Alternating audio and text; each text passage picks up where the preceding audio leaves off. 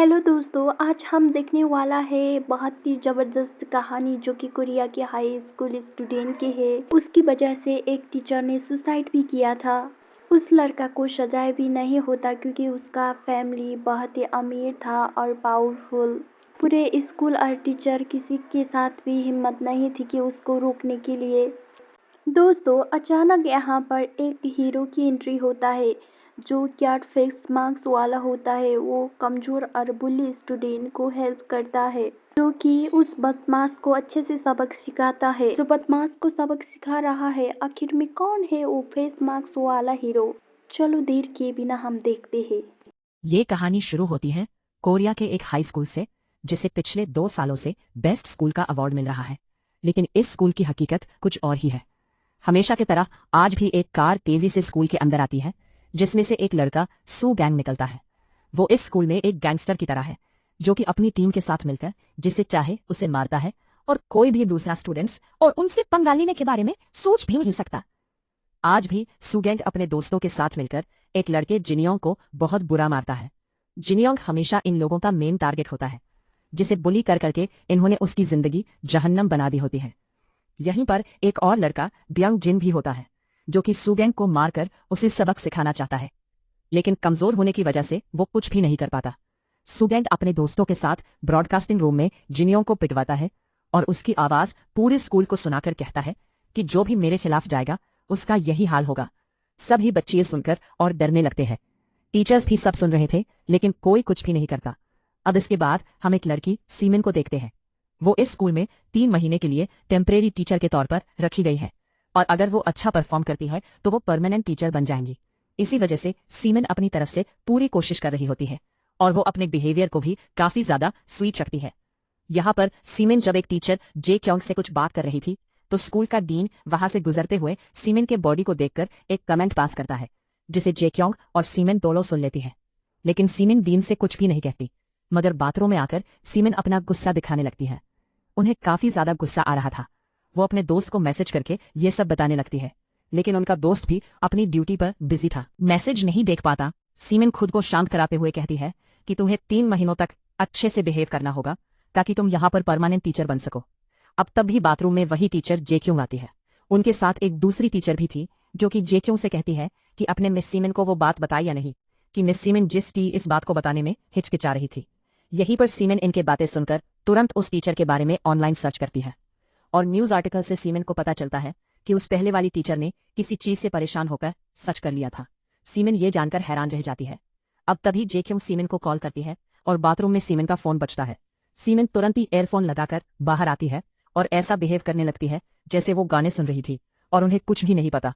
फिर जेक्यूंग सीमेन को एक रूम में ले जाकर उन्हें एक वीडियो दिखाती है, जिसमें वही लड़का सुगैंग अपनी टीम के साथ मिलकर एक किम्बाब बचने वाली बूढ़ी औरत को परेशान कर रहा था।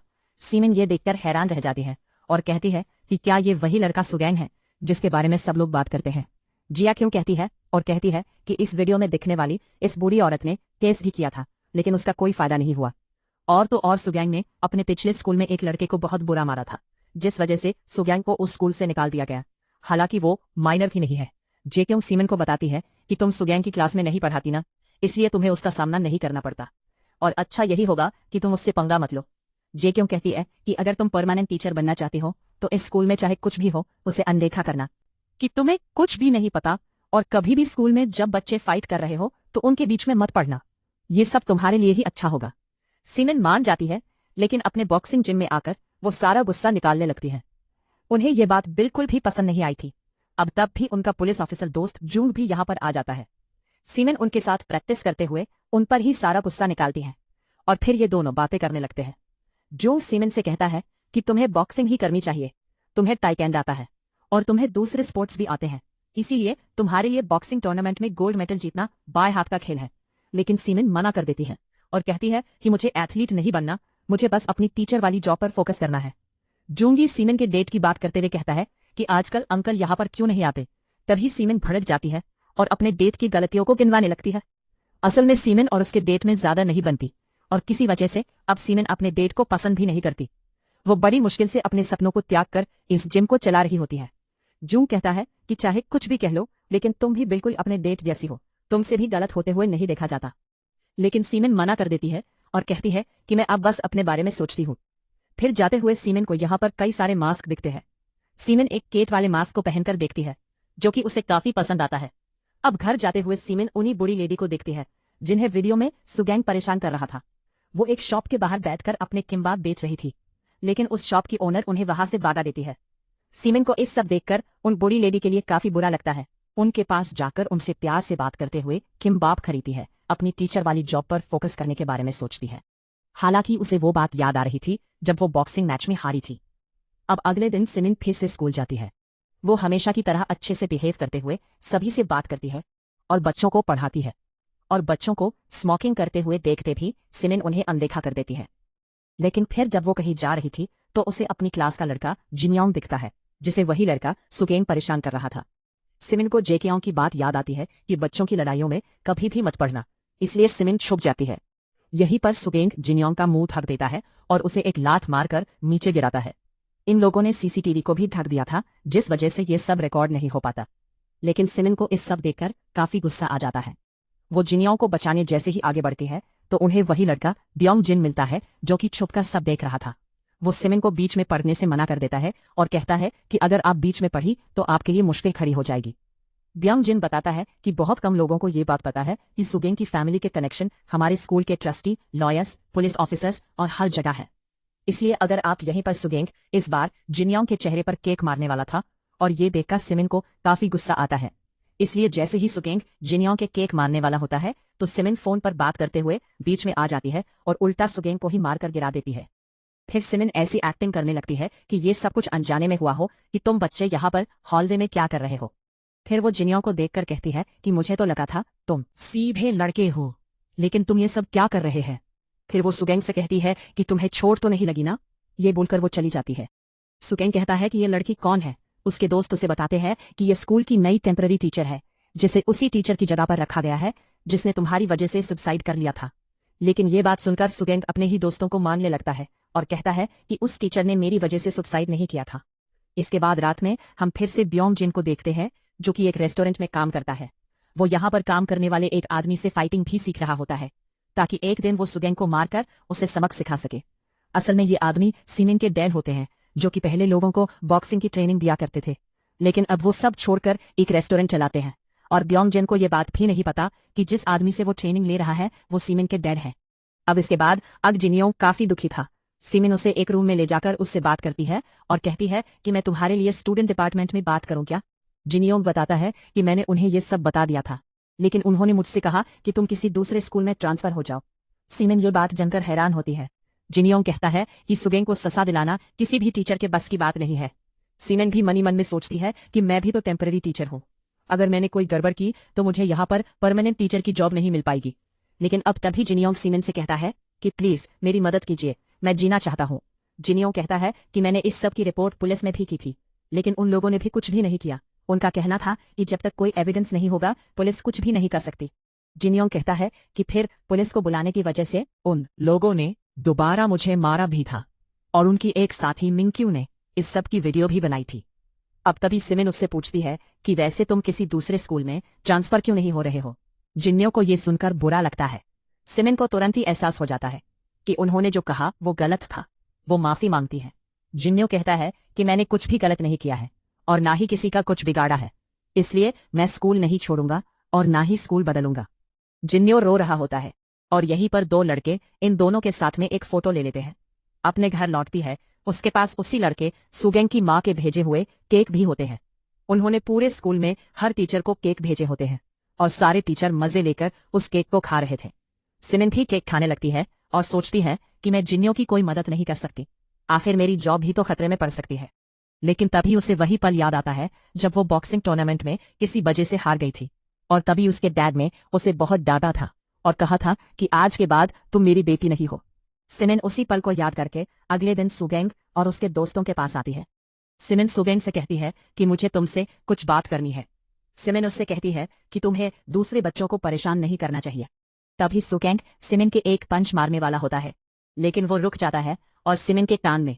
सीमेन निराश होकर लौट आती है और तब भी उसके पास एक मैसेज आता है। वो भागती हुई स्टाफ रूम में आती है जहां सभी टीचर्स को मैसेज मिल रहे थे। दरअसल किसी टीचर ने एजुकेशन डिपार्टमेंट की वॉलेंस कमेटी को रिपोर्ट कर दी थी, जिसमें इस स्कूल में चल रही बुलिंग और सुगैंग के बुरे बिहेवियर के बारे में बताया गया था। और इसलिए अब डीन गुस्से में आता है और सारे टीचर्स से कहने लगता है कि ये किसने किया। गेंग की माँ भी तुरंत ही अपने लॉयर के साथ यहाँ पर आ जाती है। सारे स्टूडेंट ये देखकर चौंक जाते हैं क्योंकि सुगम की माँ का खुद यहाँ पर आना काफी बड़ी बात थी। यहीं पर सुगम की माँ सभी टीचर से पूछती है कि मेरे बेटे के खिलाफ रिपोर्ट किसने की। उनका लॉयर कहता है कि ये कैसे क्रिमिनल कोड आर्टिकल नंबर 307 के अंडर आता है, और अगर इसमें वो टीचर दोषी पाया गया यानी कि उसकी बात गलत हुई तो उसे 5 साल की कैद और 10 मिलियन वान का जुर्माना भरना पड़ेगा। ये बात सुनते ही सीमेन के होश उड़ जाते हैं क्योंकि उसी ने ये रिपोर्ट की थी। मगर तभी जैकेंग लॉ से कहती है कि अगर वो टीचर सही हुई तो ऐसा कुछ भी नहीं होगा, और ये बात भी क्रिमिनल कोड के अंडर आती है। लॉयर कहता है कि हाँ, आपकी बात ठीक है, इसलिए हम बात करके इस मामले को सुलझा सकते हैं। वो लॉयर सुगैंग की मॉम से कहता है कि अभी हम कोई एक्शन नहीं ले सकते, लेकिन ये बात सुनकर सुगैंग की मॉम लॉयर को ही मारने लगती है। और जेक्योंग को देखकर सुगैंग की मॉम कहती है कि तूने ही इस बार भी रिपोर्ट की है ना? तूने जब पिछली बार रिपोर्ट की थी तो हमने बात करके मामले को सुलझा लिया था, और तब तुमने दोबारा रिपोर्ट करने से मना किया था, तो अब क्या हुआ? सुगैंग की मॉम जेक्योंग से कहती है कि तुझे अपनी नौकरी प्यारी नहीं है क्या? जेक्योंग कहती है कि आप जैसा सोच रही हो वैसा कुछ भी नहीं है। डीन उन्हें शांत होने के लिए कहता है, लेकिन सुगैंग की मॉम डीन पर ही चलाती है और कहती है कि अगले साल तुझे प्रिंसिपल बनना है ना, तो जल्द से जल्द उस टीचर को ढूंढकर मेरे पास ला। अब तभी सीमेन घबराकर घुटनों पर बैठ जाती है और सुगैंग की मॉम से माफी मांगने लगती है और कहती है कि मुझसे गलती हो गई। सुगैंग की मॉम उसे मारती है और डीन से कहती है कि इसे स्कूल से अभी ही निकाल दो। सुगैंग भी जीनियो को पकड़कर ये सब दिखा रहा था। अब इसके बाद सुगैंग डीन और अपनी मॉम से अकेले में बात करता है और डीन से कहता है कि उस टीचर सीमेन को स्कूल से मत निकालना, क्योंकि अगर वो चली गई तो मैं उसके साथ और नहीं खेल पाऊंगा। डीन मान जाता है। यहीं पर रात में सीमेन उदास बैठी हुई थी, तभी जुंग उसके पास आता है। सीमेन उससे सुगैंग के बारे में बात करती है, लेकिन जुंग बताता है कि हम कोई एक्शन नहीं ले सकते क्योंकि हमारे पास उसके खिलाफ कोई एविडेंस नहीं है, और अगर बिना एविडेंस के जिनियोंग ने केस किया तो उल्टा उस पर ही बदनामी का केस हो जाएगा। सीमेन दोबारा उदास हो जाती है। अब तभी सीमेन को उसके रेड दिखते हैं। सीमेन के रेड उससे बात करते हैं, लेकिन सीमेन उन पर ही चिल्लाकर चली जाती है। इसके बाद जब वो शौक पर बैठकर खाना खा रही थी, तभी सुगैंग अपनी पूरी टीम के साथ यहाँ पर आ जाता है। ये लोग सीमेन को परेशान करने लगते हैं। सुगैंग कहता है कि तुझे मेरी वजह से ही स्कूल से नहीं निकाला गया, इसलिए अब से तुझे मेरी बात माननी होगी। सुगैंग सीमेन को पकड़ लेता है और उसकी साथी मिंक्यू इस सब की वीडियो बनाती है। इसके बाद सुगैंग सीमेन को धमकाकर यहाँ से चला जाता है। सीमेन को गुस्सा तो बहुत आता है, लेकिन जेकेंग ने उससे कहा था कि अगर हमने कुछ किया तो उल्टा हम लोग ही फंस जाएंगे, हम कुछ भी नहीं कर सकते। सीमेन उदास होकर जाने लगती है। तब ये एक आदमी उससे टकरा जाता है। सीमेन उससे माफी मांग लेती है, लेकिन वो आदमी कुछ ज्यादा ही गुस्सा दिखाने लगता है। वो सीमेन को मारता है और कहता है कि तेरी हिम्मत कैसे हुई मुझे धक्का मार। नेकी देख कर नहीं चलती क्या? सीमेन मन ही मन में सोच रही थी कि क्या मैंने इतनी बड़ी गलती कर दी? क्या किसी को बचाने की कोशिश करना बहुत बुरा है? सीमेन को सुगैंग पर काफी गुस्सा आ रहा था, और क्योंकि ये आदमी सीमेन को मार भी रहा था, इसलिए अब सीमेन और बर्दाश्त नहीं करती। वो इस आदमी को एक जोरदार केक मारती है और फैसला कर लेती है कि अब वो जुल्म को और नहीं होने देगी। सीमेन तुरंत भागती हुई जिम जाने लगती है। इधर दूसरी तरफ सुगैंग अपनी टीम के साथ बास्केटबॉल खेल रहा था। तब भी दूसरी टीम के लड़के से वो टकरा जाता है, जिसके बाद इनके बीच में फाइट शुरू हो जाती है। वही लड़का ब्योंग जिन ऑर्डर लेकर आया था, लेकिन फाइट देखकर वो तुरंत निकल लेता है, और सीमेन भी छुपकर ये फाइट देख रही थी। वो सुगैंग को सबक सिखाने के लिए वही केट वाला मास्क पहनकर अपना रूप बदल लेती है, और फिर सुगैंग और सीमेन के बीच में एक काफी तगड़ी फाइट शुरू हो जाती है, जिसमें सीमेन अपनी फाइटिंग स्किल्स का इस्तेमाल करते हुए सुगैंग को काफी बुरा मार रही थी। सुगैंग भी फाइट में काफी अच्छा था और वो सीमेन को मार रहा था। ब्योंग जिन और जिनहोंग दोनों पहली बार सुगैंग को पिटता हुआ देख रहे थे, और सीमेन सुगैंग के एक जोरदार पंच मारती है, जिसे देखकर सुगैंग के सारे दोस्त भी हैरान रह जाते हैं, क्योंकि आज पहली बार वो किसी से हारा था। अब तभी पुलिस यहाँ पर आ जाती है, और पुलिस को देखकर सभी लोग भागने लगते हैं।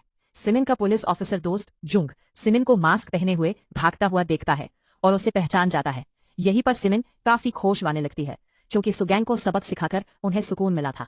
और ब्योंग जिन भी ये देख लेता है कि उस मास्क के पीछे उनकी टीचर सीमेन थी, जिन्होंने अभी अभी सुगैंग को सबक सिखाया। अब इसके बाद अगले दिन जब सीमेन स्कूल पहुंचती है तो पूरे स्कूल में ये बात फैल चुकी थी कि कैट मास्क वाले एक आदमी ने सुगैंग को बहुत बुरा मारा है। और ये बात जानकर टीचर से लेकर स्टूडेंट तक सभी लोग खुश थे और सोच रहे थे कि सुगैंग के साथ तो ऐसा ही होना चाहिए। हालांकि सुगैंग के सामने सभी लोग उससे अभी भी डरते हैं, लेकिन जब वो अपनी क्लास में पहुंचता है तो देखता है कि किसी ने उसकी डेस्क पर कैट्स बना दी है। सुगैंग डेस्क को फेंक देता है और पूछता है कि ये सब किसने किया, खुद ही सामने आ जाओ। लेकिन तभी जेक्योंग और दूसरे टीचर यहाँ पर आकर बात को संभाल लेते हैं। सुगैंग गुस्से में चला जाता है। वो काफी गुस्से में था और सोच रहा था कि वो मास्क वाला बंदा आखिर कौन है। ये लोग अब गुस्से में दोबारा जिन्हों को बुली करने का प्लान बनाते हैं। इसके बाद रात में जब ब्योंगसिन रेस्टोरेंट में काम करते हुए अपने टीचर को सीमेन के बारे में बताता है तो उससे पता चलता है कि रेस्टोरेंट के ओनर सीमेन के डेड है। वहीं पर सीमेन मास्क पहनकर काफी खुश हो रही थी, लेकिन जोंग उससे कहता है कि मैंने तुम्हें उस दिन तुरंत ही पहचान लिया था। तुम एक टीचर हो और तुम यूं मास्क पहनकर स्टूडेंट्स को नहीं मार सकती हो। वो सीमेन से यह सब करने से मना करता है और मास्क छीनने लगता है, जिस वजह से वो फट जाता है। ये देखकर सीमेन जोंग को पटक देती है और फिर एक टेलर की शॉप पर जाकर मास्क को सिलने के लिए दे देती है। इधर दूसरी तरफ सुगैंग अपने दोस्तों के साथ दोबारा जिनियो को बुली करता है। ये लोग उसके कपड़े उतारकर उसके मुख को ढक देते हैं और इसी तरफ सीढ़ियों से नीचे उतरकर चिकन लाने के लिए भेजते हैं। जिनियो किसी तरह से नीचे उतरकर भागता हुआ ब्योंगजिन की शॉप पर चिकन लेने आता है। ब्योंगजिन जिनियो को इस हालत में देखकर काफी हैरान होता है। उसे जिनियो के लिए काफी दुख हो रहा था। वो तुरंत ही अपनी टीचर सीमेन को बुलाने जाने लगता है। इधर सीमेन अब मास्क को जलाने लगती है, लेकिन तब भी ब्योंगजिन यहाँ पर आकर आग बुझा देता है और बताता है कि सुगैंग और उसके दोस्त दोबारा जिनियो को बुली कर रहे हैं। ब्योंगजिन कहता है कि मैं जानता हूँ आपने ही उस दिन केट मास्क पहनकर सुगैंग को मारा था और मुझे इससे बहुत खुशी हुई थी। मैं ही वो इंसान था जिसने उस रात पुलिस को वहां पर बुलाया था और मैंने ही पूरे स्कूल में ये बात भी फैलाई थी कि केट मास्क वाले आदमी ने सुगैंग को बहुत बुरा मारा है। ब्योंग यहीं पर दूसरी तरफ जिनियोंग अब इस सबसे थक चुका था और यहाँ पर काम करने वाला एक आदमी उसे चिकन देता है, लेकिन तब इस जिनियोंग को चाकू दिखता है। वो चाकू उठाकर ये किस्सा आज ही खत्म करने जाने लगता है। इधर सुगैंग उसी लड़की मिंक्यू की रिकॉर्ड की हुई वीडियो को देखता है जिसमें वो जिनियोंग को परेशान कर रहा था। सुगैंग ये देखकर हंसता। हालांकि मिंक्यू उसी की टीम में थी, लेकिन फिर भी वो मनी मन में सुगैंग को गालियां दे रही होती है। अब तभी सिमिन मास्क पहनकर यहाँ पर पहुंच जाती है। उसे जिनियों की यूनिफॉर्म यहाँ पर मिलती है और तभी सुगैंग और बाकी सभी उसे देख लेते हैं। सुगैंग सिमिन पर बॉल फेंककर मारता है, जिससे सिमिन बच जाती है और फिर सुगैंग और सिमिन के बीच में दोबारा फाइट स्टार्ट हो जाती है। इस बार सुगैंग सिमिन पर भारी पड़ रहा था। वो सिमी यहीं पर जिनियोंग भी चाकू लेकर भागता हुआ सुगैंग को मारने आ रहा था और घर सिमिन और सुगैंग के बीच की फाइट और भी ज्यादा इंटेंस हो जाती है। सिमिन अब सुगैंग को मारने लगती है, तभी पीछे से जिनियोंग चाकू लेकर आ जाता है। सिमिन ये दिखकर समझ जाती है कि जिनियोंग सुगैंग पर ही हमला करने वाला है। सिमिन जिनियोंग को रोकती है और बीच में आ जाती है, जिस वजह से चाकू सिमिन के हाथ पर लग जाता है और सुगैंग बच जाता है। लेकिन वो हैरान था कि आखिर इस मास्क वाले आदमी ने मेरी जान क्यों बचाई। और यहीं पर जिनियोंग अब अपना अखा खो बढ़ता है। मिंक्यू ये सब रिकॉर्ड कर रही होती है। अब तभी उसी रेस्टोरेंट में काम करने वाला आदमी यहाँ पर आ जाता है। सिमिन अब जख्मी हो चुकी थी, इसलिए वो यहाँ से चली जाती है और वो आदमी भी जिनियोंग को लेकर यहाँ से चला जाता है। कुछ समय बाद सिमिन अब हॉस्पिटल में होती है। उसका काफी ज्यादा खून बह चुका था। वहीं और पता चलता है कि वो जिनियोंग की गिरनमा है, जिनके साथ जिनियोंग रहता है। जिनियोंग उन्हें देखकर रोने लगता है।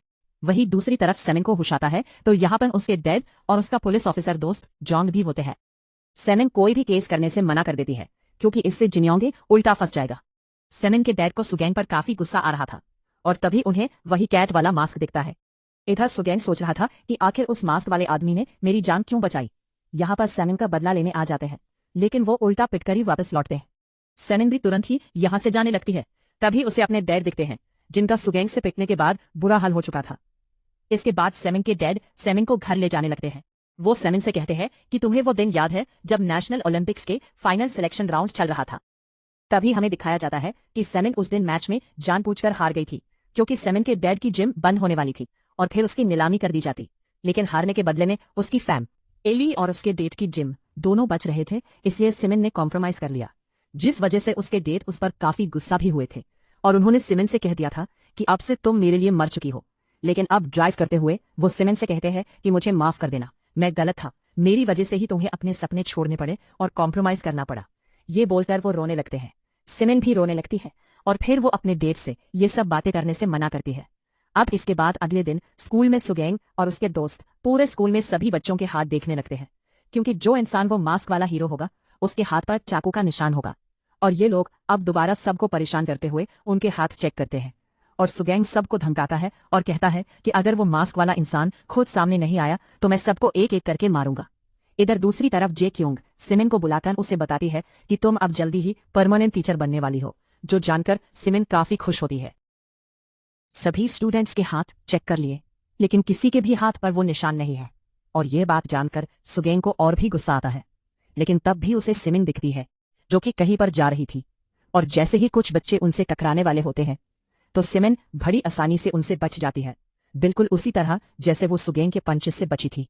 और ये देखकर सुगेंग सब समझ जाता है कि कैट मास्क वाला वो हीरो असल में सिमिन है। इसके बाद जब सिमिन एक रूम में होती है तो सुगेंग उनके पास आता है और उनसे कहता है कि तुम ही वो कैट हीरो हो ना, मैं जानता हूं। सुगेंग सिमिन के हाथ पर बने हुए निशान को देखकर कहता है कि अब मुझे समझ आ चुका है।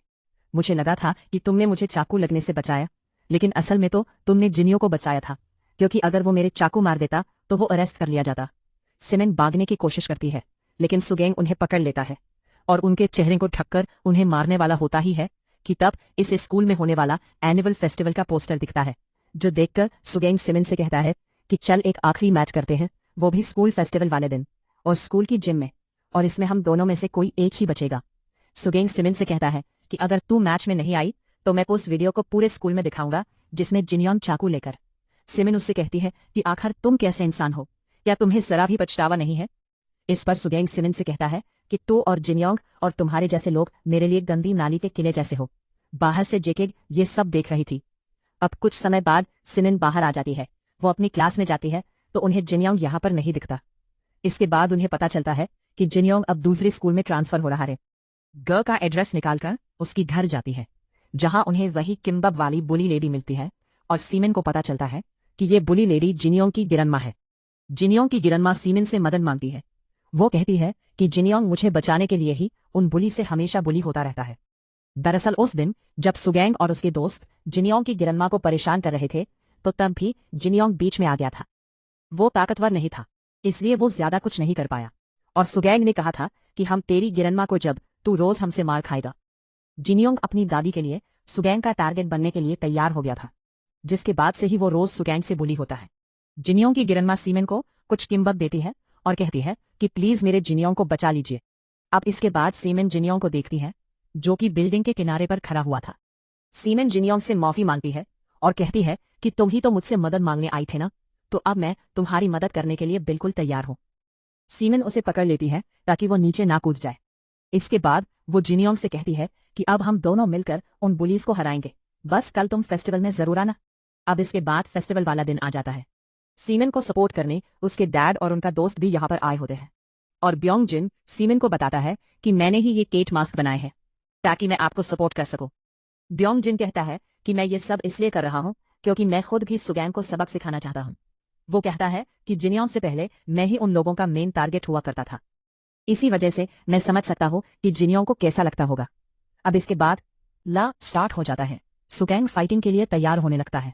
वो काफी ज्यादा एक्साइटेड था, लेकिन सिमिन अब भी लड़ने के लिए तैयार नहीं थी। मगर आसपास के सभी लोग चाहते थे कि कैट मास्क वाला हीरो यहाँ पर आ जाए और सुगेंग को सबक सिखाए।